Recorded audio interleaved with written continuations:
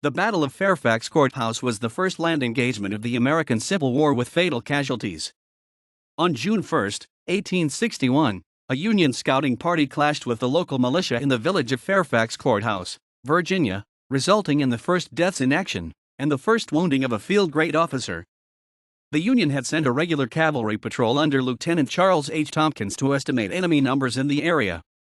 At Fairfax Court House, they surprised a small Confederate rifle company under Captain John Q. Marr and took some prisoners. Marr rallied his unit, but was killed, and command was taken over by a civilian ex-governor of Virginia, William Smith, who forced the Union to retreat. Union Private Saintclair was also killed. The engagement is judged to have been inconclusive. The Union did not gain the intelligence it was seeking, and had to delay its drive on Richmond, thus enabling the Confederates to build up their strength at Manassas in advance of the much bigger battle there, the following month. Tompkins was criticized for exceeding his orders, although they had been somewhat imprecise. On April 15, 1861, the day after the U.S. Army surrendered Fort Sumter in the harbor Charleston, South Carolina to Confederate forces, President Abraham Lincoln called for 75,000 volunteers to reclaim federal property and to suppress the rebellion begun by the 7 Deep South states which had formed the Confederate States of America, Confederacy. 4 Upper South states, including Virginia, refused to furnish troops for this purpose and began the process of secession from the Union with the intent of joining the Confederacy. On April 17, 1861, the Virginia Secession Convention began in Richmond, Virginia for the purpose of considering the secession of Virginia. A majority of the delegates immediately passed an ordinance of secession and authorized the governor to call for volunteers to join the military forces of Virginia to defend the state against federal military action. Virginia Governor John Letcher appointed Robert E. Lee as Commander-in-Chief of Virginia's Army and Navy forces on April 22, 1861 at the grade of Major General. On April 24, Virginia and the Confederate States agreed that the Virginia forces would be under the overall direction of the Confederate President pending completion of the process of Virginia joining the Confederate States. These actions effectively took Virginia out of the Union despite the scheduling of a popular vote on the question of secession for May 23, 1861. The popular vote of May 23, 1861 ratified the secession of Virginia. Virginia Governor Letcher issued a proclamation officially transferring Virginia forces to the Confederacy on June 6, 1861. Major General Lee, as commander of the state forces, issued an order in compliance with the proclamation on June 8, 1861. On May 31, 1861, about 210 Virginia, soon to be Confederate, soldiers, occupied Fairfax Court House, about 13.5 miles, 21.7 kilometers, west of Washington, D.C. These were 120 cavalrymen in 2 companies, the Prince William Cavalry and the Rappahannock Cavalry, which then had about 60 men each, and about 90 infantrymen in a company known as the Warrenton Rifles. Fairfax Court House was a village with about 300 inhabitants in the county seat of Fairfax County, Virginia. Confederate Lieutenant Colonel Richard S. Ewell, who had recently resigned as a captain of cavalry in the United States Army, was in command of this largely untrained and ill-equipped force. He had only just arrived in town and met a few officers but had not been introduced to the enlisted men. Captain John Q. Marr commanded the Warrenton Rifles. On the night of May 31, 1861, only 2 pickets were posted on the road east of town because little threat of attack from Federal forces who were no closer than 8 miles, 13 kilometers, away was expected.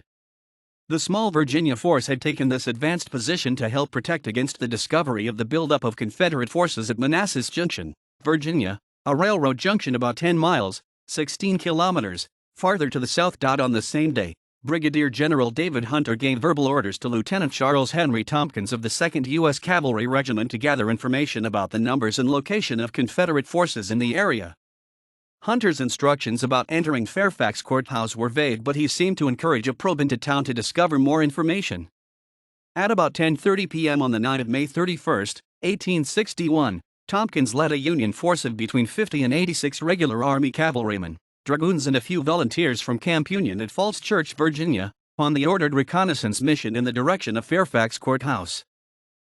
At about 3 a.m. on the especially dark early morning of June 1, 1861, one of the Confederate pickets, Private A.B. Francis, ran into the town of Fairfax Court House shouting that the enemy was upon them.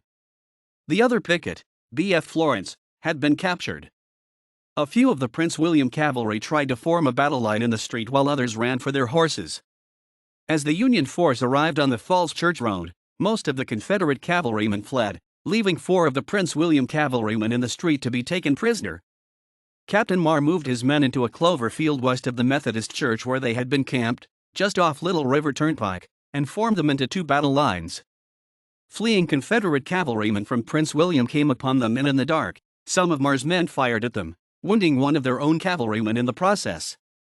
The rapid-handed cavalrymen had few weapons and no ammunition, so they also fled forthwith when the Union soldiers arrived. According to several accounts, Captain Marr challenged the writers, asking something like, "What cavalry is that?" These would have been his last words. Scattered shots were fired as the Union cavalry rode through, and Captain Marr fell dead. Some other accounts say he was killed while scouting out a better position for his men a little distance away from their line, and do not mention a challenge to the Union horsemen. Whether he had moved up to challenge the Union riders or to scout out a better position for his company, as some accounts suggest, Marr was not in the immediate presence or line of sight of any of his men on the very dark night when he fell in the dense field. Soon, no one knew where he was or what may have happened to him. His body was found in the clover field later in the morning. The Union force rode west through town, firing some shots at random. According to many of the accounts of the battle, the Union troopers fired at a man emerging from the hotel in town, who happened to be Lieutenant Colonel Ewell, and wounded him in the shoulder. Regardless of the exact location where Ewell was wounded, he was first Confederate field grade officer wounded in the war. After the initial flurry of activity, the flight of the Prince William cavalrymen in the ride-on through town by the Union force, the men of the Warrenton Rifles Infantry Company realized that Captain Marr was no longer present. As noted, Marr in fact was already lying dead in the clover field nearby, the first Confederate combat casualty of the war. Most historians have concluded that he was struck by one of the random shots fired by the Union horsemen on their first ride through town. The company was temporarily leaderless after Marr fell because the 2 lieutenants were on leave and Ewell had not yet arrived on the scene. Former and subsequent Virginia Governor and later Major General William Extra Billy Smith, who had just resigned his seat in the U.S. Congress, then emerged with his rifle from the house where he was staying on his trip back home to Warrenton from Washington, D.C. Smith, at the time a 64-year-old civilian, was from Warrenton, had helped recruit the company and knew many of the men. So he took charge of the company despite his lack of military training or experience. Ewell soon arrived, but Governor Smith had to assure the men that Ewell was who he said he was, the Confederate officer in command, before they would follow him. Ewell then placed the approximately 40 men of the Warrenton Rifles that he found at the edge of the clover field between the hotel and the courthouse, or the Episcopal Church, where they were able to turn the Union force back to the west with a volley as the cavalrymen approached the Confederate position on their return trip through town. The Virginians were not in a good position to defend themselves, however, and after Ewell presently went to find a courier to go for reinforcements, Smith moved the men to a more defensible position behind rail fences about 100 yards closer to the turnpike. Civilians, mostly sheltered in buildings, joined in the shooting at the Union horsemen. This may have contributed to Tompkins' inflation of the number of men his force had encountered. After having been driven back once by a volley from the Warrenton Rifles and civilian volunteers, the Union force tried to come back through town again. The Warrenton men again forced them to retreat with another 3 volleys. During the exchange of fire, Lieutenant Tompkins had 2 horses shot from under him. One fell on him and injured his foot. The Confederates fired additional volleys at the Federals as they tried to pass through town again on their way back to their base at Camp Union near Falls Church, Virginia. After this third failed attempt to ride through town past the Confederates, the Union cavalrymen were forced to leave town through fields toward Flint Hill in the Oakton area of Fairfax County to the north of the city of Fairfax and return to Camp Union by a longer route. The Confederates initially reported casualties in the affair of 1 dead, Captain Marr, 4, later reduced to 2, wounded, including Lieutenant Colonel Ewell, and 1 missing.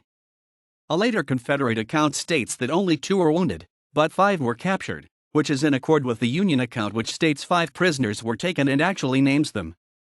The Union force reported 1 killed, 4 wounded, including Lieutenant Tompkins, and 1 missing. The Union soldier killed was identified as Private Saintclair. The Confederates stated that they took 3 prisoners, and recent accounts agree. The Union force also had lost 9 horses killed and 4 wounded.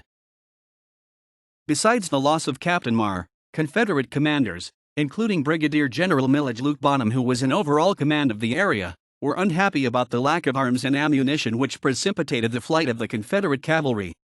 Union General-in-Chief Winfield Scott was displeased at Tompkins' impetuous charge, which Scott thought exceeded his orders to scout the Confederate positions, and by the fact that Tompkins spoke to newspaper reporters before he even filed his report on the action. Major General McDowell praised Tompkins' gallantry but also criticized Tompkins for exceeding orders, without mentioning Brig General Hunter's role or what Tompkins' exact orders from Hunter were. He also said Tompkins unintentionally frustrated for a time a more important movement. He also criticized Tompkins for speaking to the press before he had even filed a report. Neither the reports by the participants nor the contemporary accounts in the newspapers about this battle were entirely accurate, since both sides inflated the number of men on the other side and the number of casualties their force inflicted on the other side, at least initially. Because the war had just begun and no major battles had been fought, any sort of battle was given undue attention at this stage of the war. Although this battle faded into insignificance after larger Civil War battles with many more casualties were fought, it was notable in several respects, including the occurrence of the first Confederate combat casualty of the war, the first wounding of a field-grade officer, and eventual award of a Medal of Honor for actions at the first combat for which the award was given, the failure to discover the Confederate buildup at Manassas Junction, the delay in Union Army action caused by the inflated report of Confederate strength in the area, and the foreshadowing of the thousands of actions of similar type and scale that would occur during the course of the war. Historian Charles Poland, Jr. wrote that the significance of the Battle of Fairfax Court House was not that it was the first land battle of the war or that the first Confederate combat death occurred during the engagement, but that it was typical of thousands of other skirmishes that occurred throughout the American Civil War. He also says it was among the antecedents of the forthcoming first battle at Bull Run. In 1893, Charles Henry Tompkins received the Medal of Honor for his actions at the Battle of Fairfax Court House.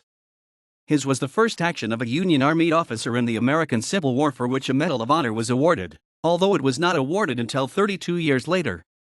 His citation reads, "Twice charged through the enemy's lines and, taking a carbine from an enlisted man, shot the enemy's captain." No other account or source referenced on this page states that Tompkins himself shot Captain Marr. A monument to Captain Marr was erected on June 1, 1904 near the front of the courthouse, where it remains today.